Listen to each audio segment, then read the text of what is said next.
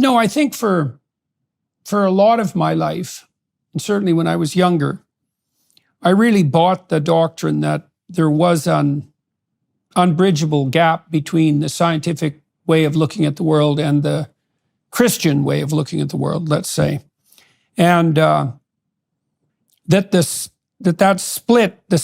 apparent split between science and religion was a consequence of an incommensurate dichotomy of worldviews, and that the church had been opposed to scientific progress, at least in part because the scientific viewpoint existed in contradiction to Christian doctrine. But then, especially in recent years, in the last 10 years, I've started to understand that that was something like a French Enlightenment / rationalist propaganda campaign, and that there's the relationship between science and Christianity is much closer than I had imagined. I cottoned on to this a little bit by reading Jung, but that just as the universities developed out of the monastic tradition, the notion that the natural world was intelligible to the inquiring logos, that it had an intrinsic logic, that studying it would be beneficial to man, first of all, that it would be comprehensible and beneficial, and that was actually a kind of moral obligation, that all struck me as like axiomatic statements of faith that were predicated on the Christian tradition,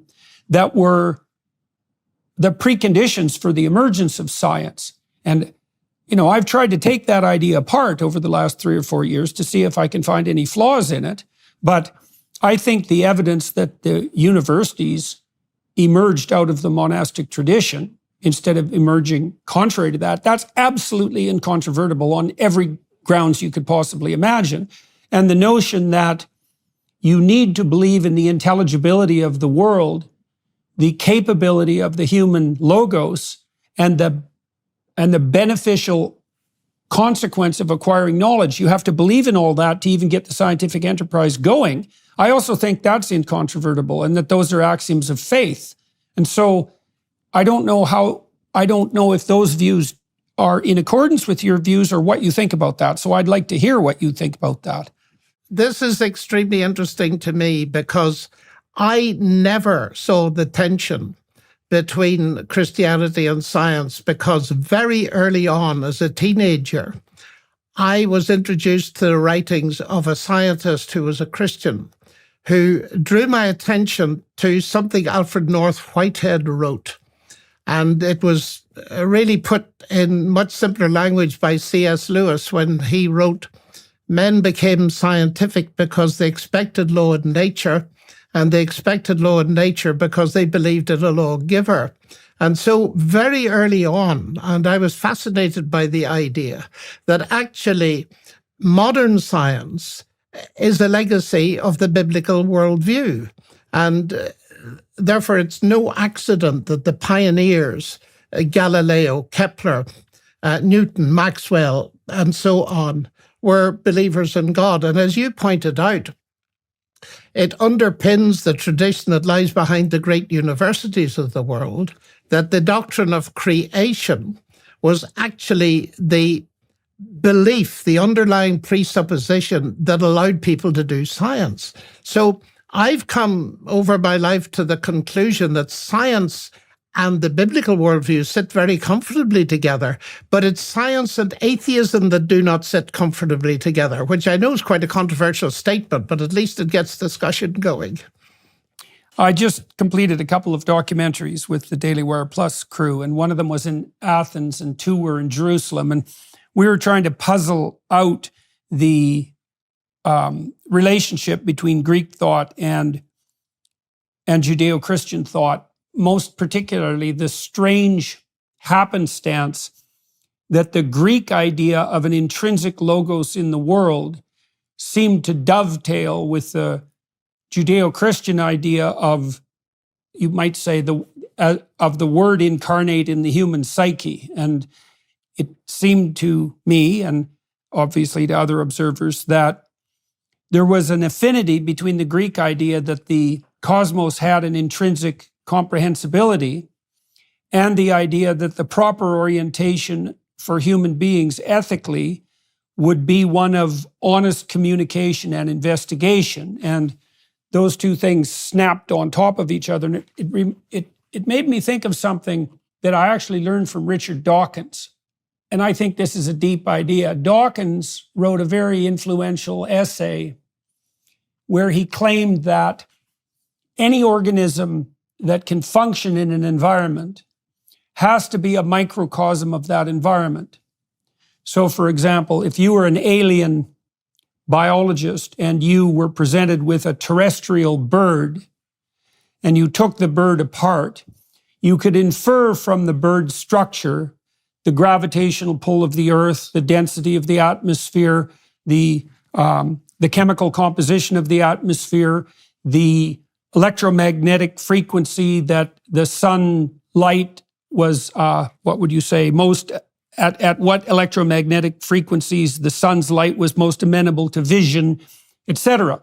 You could derive a model of the environment from the physiology of the organism. Now, I know that there were medieval ideas that were deep in Christianity, that the human soul was a microcosm of the cosmos, right? That it reflected the structure of reality itself. And I've been thinking about this in terms of how the world might be best conceptualized. So there's a mix of ideas here. And if an organism has to be a microcosm of the cosmos in order to function, and we are a microcosm in that regard, and we are a personality that runs on a narrative, which we seem to be, then in what way is it reasonable to claim that the cosmos itself is best conceptualized as something that can be entered into relationship with personality to personality, and that that's not the most fundamental reflection of reality? I mean, it seems to me that that's where Dawkins' thought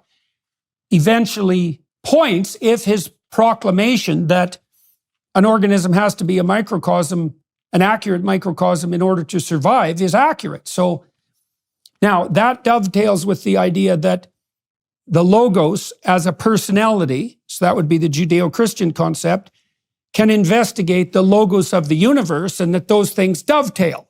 So now, I know that's a complicated mishmash of ideas, but I'm interested in your thoughts on that. Well, I think there's a lot in that, actually. And I recall listening to you give a very interesting lecture on Genesis 1. And when you came to the statement that human beings are made in the image of God, you paused and you pointed out that this was the cornerstone of our civilization. And I agree with that entirely. I think that what Dawkins is saying actually points in the exact opposite direction to what his worldview is, which is atheism, of course. In other words, that we can read off from creation something about the idea of a creator. And as you say, it dovetails perfectly. Let me put this another way. I'm a mathematician by background and a linguist. I love language, and mathematics is a very sophisticated language, but I love natural languages as well. And it seems to me that where this fits together best is first in the fact that we can do science, in the sense that there is a rational intelligibility to the universe, which is the foundation of modern science and is a legacy of the biblical worldview. So that the mathematical describability, Einstein talked about, he couldn't imagine any genuine scientist without faith in that. It's the axiom for doing science is to believe the universe is intelligible. But if you ask for the rationale behind that, why do we believe the universe is intelligible? It bears the imprint of a creator. And I see that at the level of mathematics, it has capacity to, at least in part, give us a handle on what's out there. And also in biology, where we have at the heart of every living cell the longest word we've ever found, the genetic code. And all of that leads me to formulate it as follows, that we live in a word-based universe. And that's the key of the logos for me. Okay, and so what do you mean in that case? So what do you mean specifically that we live in a word-based universe? What does that mean for you on the broader conceptual landscape? Well, it means that this universe is not simply a product of natural, unguided forces. It is a product of a rational creator, an intelligent creator, and I believe even more than that, a personal creator. Now, how I get there is only in part from a response to the universe as I find it, the point you made about each organism being a microcosm of its environment. It's also, it seems to me that there are two major sources of knowledge. There is, first of all, observing the universe, science, etc. Then there are the humanities. But there's also the concept of revelation, in which I believe. In other words, it's not simply the human quest for the creator, it's the creator revealing himself. So for me, the anchor point in the end is that the Logos became human and we beheld his glory. In other words, we can see exactly what this means in terms of what we can understand. That is the human being in which God encoded himself in Christ. Now, those are big ideas, of course. They're very deep ideas. They need unpacking. But that's essentially where I'm coming from. Okay, so, all right. So let me elaborate in two directions with regards to that. So the first is that, so one of the axioms of faith that's necessary before you embark on the scientific endeavor as an individual or as a culture, which might explain why science emerged in the Judeo-Christian context and no other place, is that the universe is intrinsically intelligible. But there's another axiom too, which is that the honest investigation of that intelligibility will be good. And so there is this insistence in Genesis when God casts order out of chaos and creates the world. After each day of creation, he states explicitly, and it was good. And when he creates man, I believe he says that it is very good. And the reason for that is that not only is there an order, but that the order is, in its deepest sense, beneficial and positive. And the thing is that it's easy and even rational, it might be easy and even rational to take the Frankenstein monster view of the investigation of the world and to say, well, even if the cosmos is intelligible, that doesn't mean that our investigation into it is intrinsically good or that it would bear good fruit. Now, you have to believe that the truth will set you free in order to be a scientist, because if you believed that the truth had no bearing on human flourishing, let's say, then the whole enterprise would be pointless. And if you believed that the investigation of the complexities of material reality would lead us astray, then you'd say that that should be taboo and forbidden. But that isn't what we decided. We decided that the revealed order would be good. And then I'll add one other thing to that, which I think is also axiomatic, which is part of the Logos idea in its deepest sense is that we are required to explore, investigate, and communicate about everything as deeply as possible. So the idea, you have this idea in Job that is quite well developed, that no matter what God and the devil throw at you, you're called upon to maintain your equilibrium and your faith in the intrinsic goodness of being. And then that's expanded in the Gospels, because the trials of Christ are the most extreme trials that can be imagined. And I mean that literally. That's partly why the story has such potency, right? It's the worst possible sequence of events that could happen to the least possibly deserving person. And that's an injunction to accept all of the terrible catastrophes of life full on, in this supposition that doing so is the manner in which life most abundant could reveal itself. And if you're a scientist, and the real scientists are like this, and I think Dawkins in this way is a real scientist, is that you're actually committed to the truth, right? You put that above all else. And you wouldn't do that if you didn't believe that the logos of commitment establishes the order that is good. And I don't think you do that without an intrinsic belief that it's something like human beings are made in the image of God.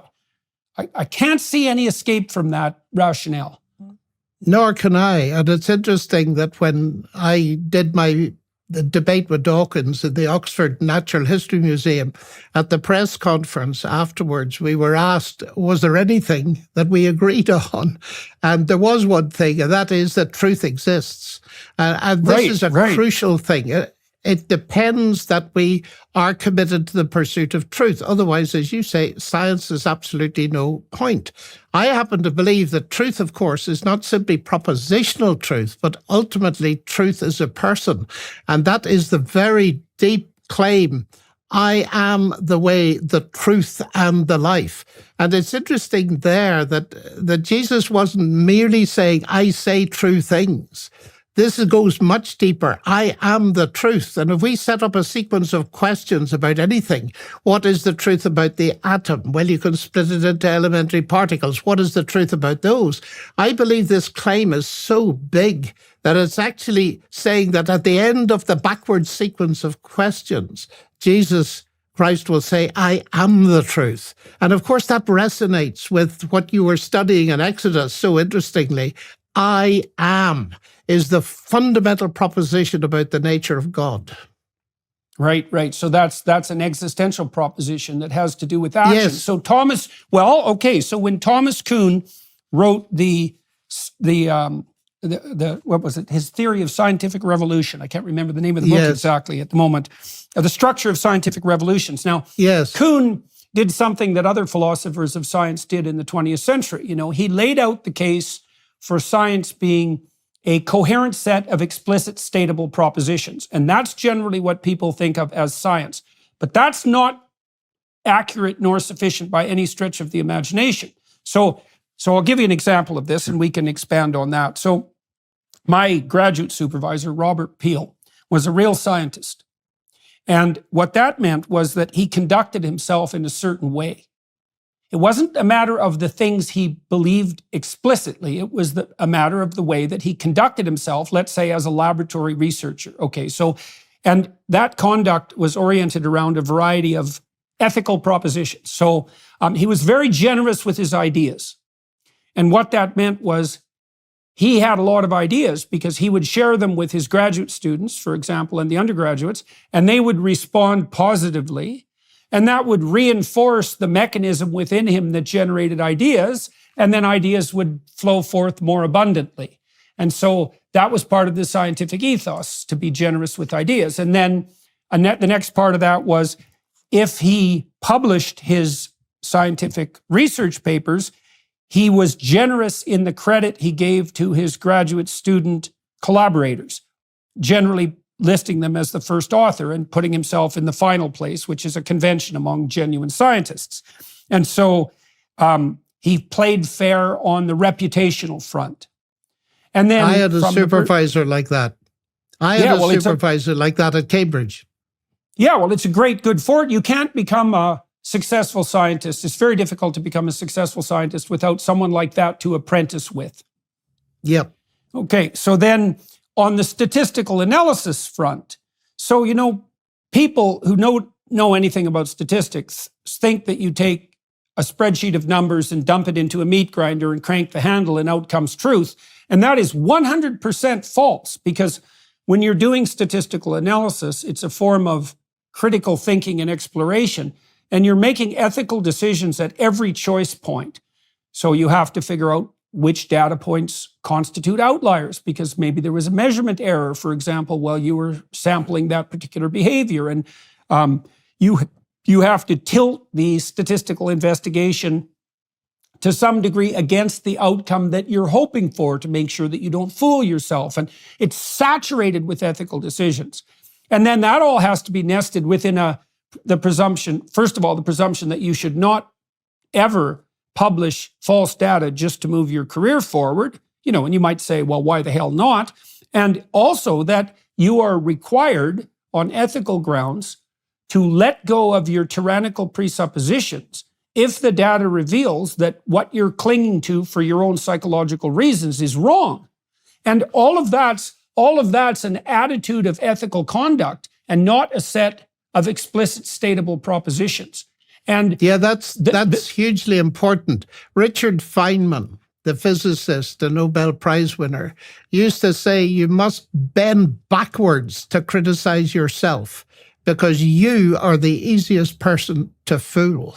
And I'm very interested in this ethical dimension because this is over and beyond the propositions and the methodology of science. I think it was Einstein who said, you may talk about the ethical foundations of science, but you cannot talk about the scientific foundations of ethics. So this is another layer in looking at the universe. It's rationally intelligible, but it's also a moral universe. And ethical presuppositions and decisions infect all of our lives, and they do affect the scientific endeavor. It's not just dispassionate observation and making conclusions and theories. There's a huge ethical dimension which raises deep questions as to what the reference point is, who said so, what are the norms behind that ethical decision-making process.